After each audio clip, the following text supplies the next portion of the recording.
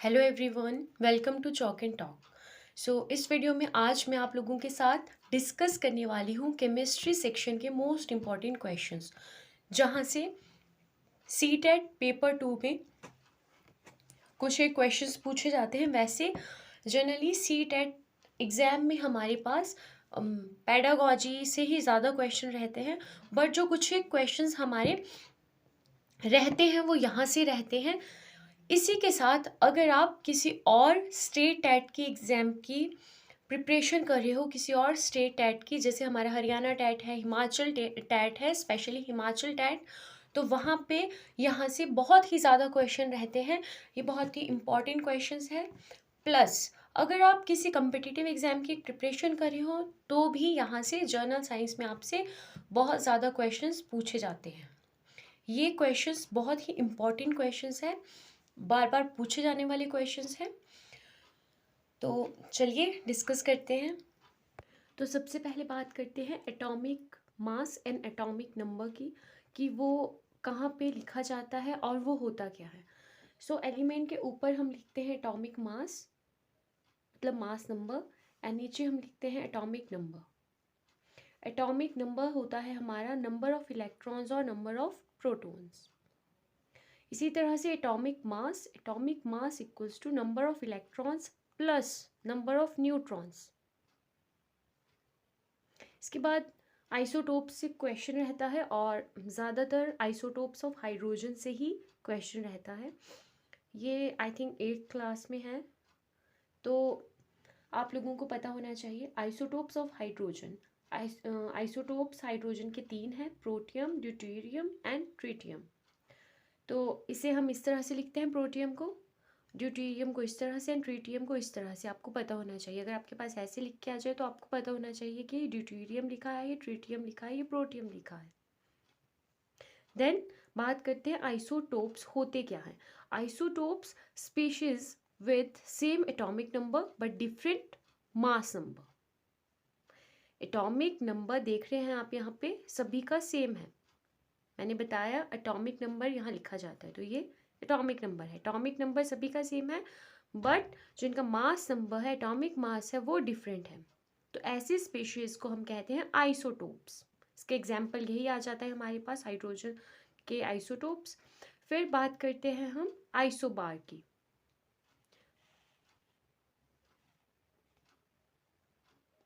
Isobars species with same mass number but different atomic number. अब इसका उल्टा हो जाएगा, यहाँ पर ऊपर एटॉमिक नंबर हमारा सेम था आइसोटोप्स में, आइसोबार्स में हमारा मास नंबर सेम हो जाएगा और जो हमारा एटॉमिक नंबर है वो डिफरेंट हो जाएगा। इसके एग्जाम्पल आप देख सकते हैं। आर्गन, तो यहाँ पे देखिए मास नंबर दोनों का सेम है, 40 एंड यहाँ पे जो हमारे पास एटॉमिक नंबर है वो डिफरेंट है दोनों का ही। ये हमारे पास पोटेशियम और ये हमारे पास यहाँ पे आर्गन। इसके बाद है हमारा आइसोटोन्स। अभी बात की आइसोटोप्स, आइसोबार्स, अब आ जाते हैं isotones. Isotones are species having same number of neutrons. जिनमें सेम नंबर ऑफ न्यूट्रॉन्स होंगे जिन स्पीशीज में, उन्हें हम कहेंगे आइसोटोन्स, जैसे हाइड्रोजन है और हीलियम है। इसके बाद हम बात करेंगे अब iso electronic species. Iso electronic species वो स्पीशीज होती है जिनमें सेम नंबर ऑफ इलेक्ट्रॉन्स होते हैं। आइसोटोन्स में सेम नंबर ऑफ न्यूट्रॉन्स थे, एंड आइसो इलेक्ट्रॉनिक में, इलेक्ट्रॉनिक से आपको पता चल रहा होगा नाम से ही कि इसमें हमारे पास इलेक्ट्रॉन्स के नंबर सेम होंगे। उन स्पीशीज को हम आइसो इलेक्ट्रॉनिक स्पीशीज कहेंगे। एग्जाम्पल आपके सामने है। इसके बाद एक क्वेश्चन ये आ जाता है कि D2O क्या है। D2O वही हमारा जो हमने बात किया था अभी, आइसोटोप ऑफ हाइड्रोजन, ड्यूटेरियम, उसी का ऑक्साइड, ड्यूटेरियम ऑक्साइड, D2O। इसे हम हैवी वाटर कहते हैं। तो क्वेश्चन पूछ लिया जाता है हैवी वाटर का फॉर्मूला क्या है, तो ऐसे करके आ जाता है, तो आपको ये पता होना चाहिए। Then next is tritium. Tritium से ये क्वेश्चन बनता है कि कौन सा isotope of hydrogen radioactive है। आपका आंसर होगा ट्रिटियम। नेक्स्ट क्वेश्चन है all lanthanides have +3 oxidation state. आपको ये पता होना चाहिए। आप वहाँ पे मतलब सॉल्व करो, ऑक्सीडेशन स्टेट आप निकालो, तो उससे अच्छा है आपको ये पता होना चाहिए कि जितने भी हमारे लेंथेनाइट्स है, अगर आपसे किसी भी लेंथेनाइट की ऑक्सीडेशन स्टेट पूछी है तो वो +3 होगी। और ये क्वेश्चन बहुत बार रिपीट होता है काफ़ी स्टेट टैट्स में, तो आपको ये भी अच्छे से पता होना चाहिए। अब हम कुछ डिस्कवरीज की बात कर लेते हैं। यहाँ से हिमाचल टैट में बहुत ज़्यादा क्वेश्चन रहते हैं, मेडिकल एंड नॉन मेडिकल टैट में। बाकी सी टैट में भी यहाँ से कुछ एक क्वेश्चन पूछ लिए जाते हैं। वैसे हमारी सी टैट में जैसे मैं आपको बता ही चुकी हूँ, पेडागोजी ज़्यादा रहती है, बट कुछ एक इस तरह के भी क्वेश्चंस आते हैं, तो आप लोगों को ये पता होने चाहिए। इसके अलावा अगर आप कोई और कम्पिटिटिव एग्जाम्स की प्रिपरेशन कर रहे हो तो वहाँ पे भी यहाँ से क्वेश्चन रहते हैं। ये बहुत ही रिपीटेड और मोस्ट इम्पॉर्टेंट क्वेश्चंस हैं जो मैं आपसे आज डिस्कस कर रही हूँ। सो डिस्कवरीज पे चलते हैं। Electron was discovered by Thomson. Then proton किया था ई गोल्डस्टेन ने। इसी तरह से हमारा आ जाता है न्यूट्रॉन क्या, चैडविक ने। इसके बाद है हमारा modern periodic table. So modern periodic table Moseley ने दिया है। हमारी एटॉमिक थ्योरी दी है जॉन डाल्टन ने। एंड एटॉमिक नंबर, आपने कंफ्यूज नहीं होना है इन सभी डिस्कवरीज में, इनको आपने एक दो बार देख लेना है अच्छे से। उसके बाद है हमारा atomic number. So atomic number किया है मॉजले ने। Electron named by, so electron named by stony. Radio activity क्या था, हेनरी बेक्केरेल ने। इसके बाद हमारे दो एलिमेंट्स आ जाते हैं, वो है हमारे पास polonium and radium. So polonium and radium हमारे किए थे मैडम क्यूरी ने। उसके बाद हमारा बहुत ही कॉमन क्वेश्चन है, ये तो सभी को ही पता होना चाहिए, फादर ऑफ मॉडर्न केमिस्ट्री कौन है। So father of modern chemistry is Lavoisier. Lavoisier हमारे फादर ऑफ मॉडर्न केमिस्ट्री के नाम से जाने जाते हैं। उसके बाद बात करते हैं पीरियोडिक टेबल। सो ये तो सभी को ही पता होगा आई थिंक। पीरियोडिक टेबल हमारा दिया था मेंडलीव ने। एक और क्वेश्चन है जो आ जाता है, वो है एवोगैड्रो नंबर। सो एवोगैड्रो नंबर क्या होता है, तो आपको वो पता होना चाहिए। 6.022 into 10⁻23 is our Avogadro number. उसके बाद ये क्वेश्चन तो आपने बहुत सारे एग्जाम्स में देखा होगा, बहुत बार पूछा जाता है टैट में स्पेशली, कि मोस्ट इलेक्ट्रोनेगेटिव एलिमेंट या फिर सुपर हैलोजन भी। तो मोस्ट इलेक्ट्रोनेगेटिव एलिमेंट हमारे पास फ्लोरीन है और इसे सुपर हैलोजन भी कहा जाता है। इसके बाद इसी तरह का एक क्वेश्चन आ जाता है, वो है हाईएस्ट इलेक्ट्रॉन गेन एंथैल्पी किसकी है। सो हाईएस्ट इलेक्ट्रॉन गेन एंथैल्पी हमारी है क्लोरीन की। फिर एक क्वेश्चन रहता है, ये हमारे पास जर्नल साइंस से भी पूछा जाता है काफ़ी एग्जाम्स में। So osmotic pressure of pure water. So osmotic pressure of pure water हमेशा 0 होता है। फिर बात करते हैं नेक्स्ट क्वेश्चन की, जो है first noble gas compound. So first noble gas compound हमारे पास था जिनॉन हेक्साफ्लोरोप्लेटिनेट, जिसका फॉर्मूला आप देख सकते हैं। इसके बाद है हमारा most abundant element on earth. So most abundant element on earth is oxygen. The next most abundant metal on अर्थ, ऊपर वाले क्वेश्चन में मैंने क्या कहा, मोस्ट अबंडेंट एलिमेंट। पहले मैंने मोस्ट अबंडेंट एलिमेंट की बात की, वो है हमारे पास ऑक्सीजन, आपने कंफ्यूज नहीं होना है। अब मैं बात कर रही हूँ मोस्ट अबंडेंट मेटल।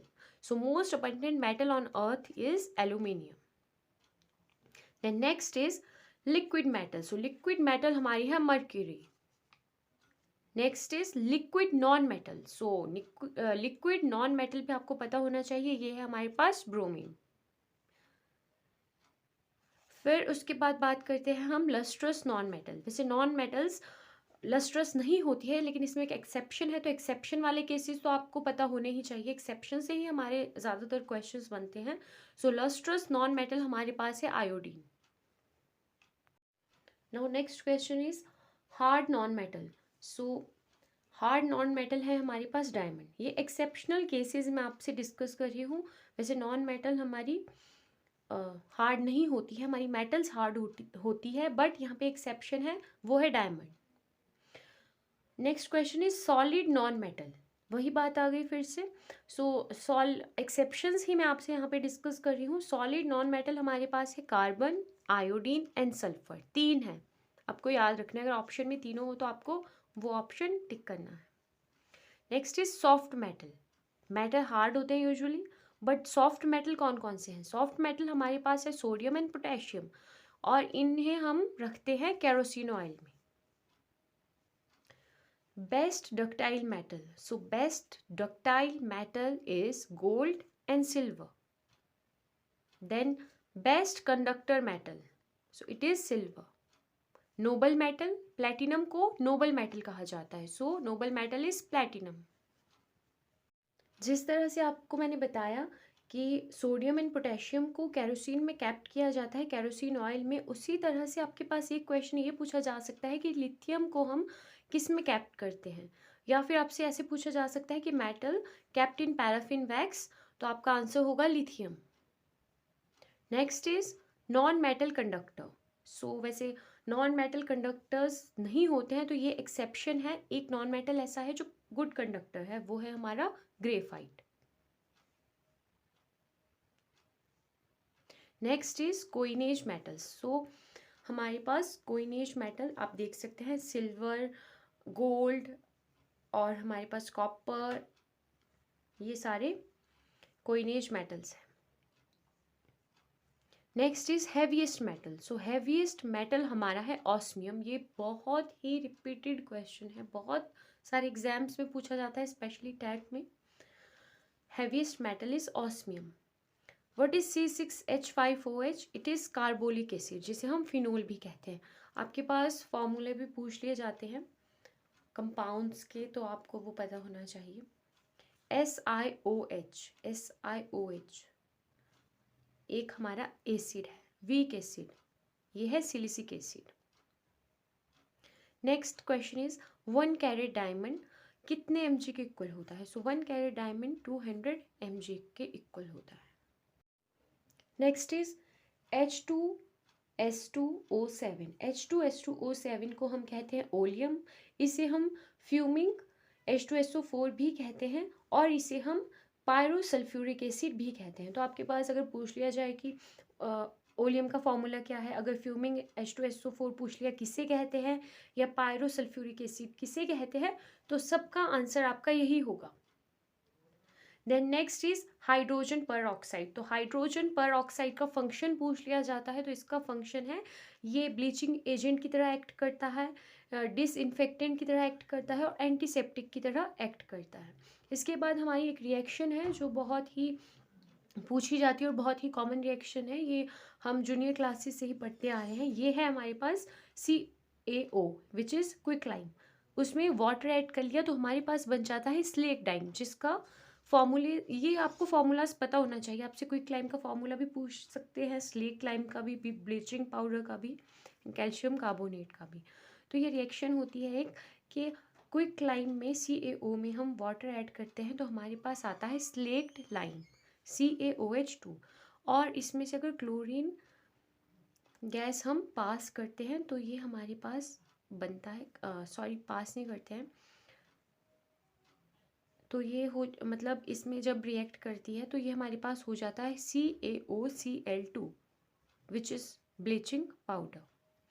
देन अब हमने क्या किया, जो हमारा ये स्लेक्ट लाइम था, अगर हमने इसमें से कार्बन डाइऑक्साइड पास की, तो हमारे पास, अगर ये कार्बन डाइऑक्साइड के साथ रिएक्ट किया तो हमारे पास कैल्शियम कार्बोनेट बनता है CaCO3 प्लस वाटर, जिसकी वजह से हमारी जो वॉल्स है वाइट वॉश के बाद वो शाइनी हो जाती है। तो ये क्वेश्चन पूछा जाता है कि शाइनी वॉल्स क्यों हो जाती है जब हम वाइट वॉश करते हैं वॉल्स पे, तो उसके कुछ टाइम के बाद होती है। क्यों होती है? क्योंकि एटमॉस्फेयर में हमारी कार्बन डाइऑक्साइड होती है, तो वो उसके साथ रिएक्ट कर जाती है। उसके बाद हमारे पास क्या बन जाता है, जो हमारा वो चूना होता है उसका फॉर्मूला होता है जिससे हम वाइट वॉश करते हैं CaOH2 which is slake lime.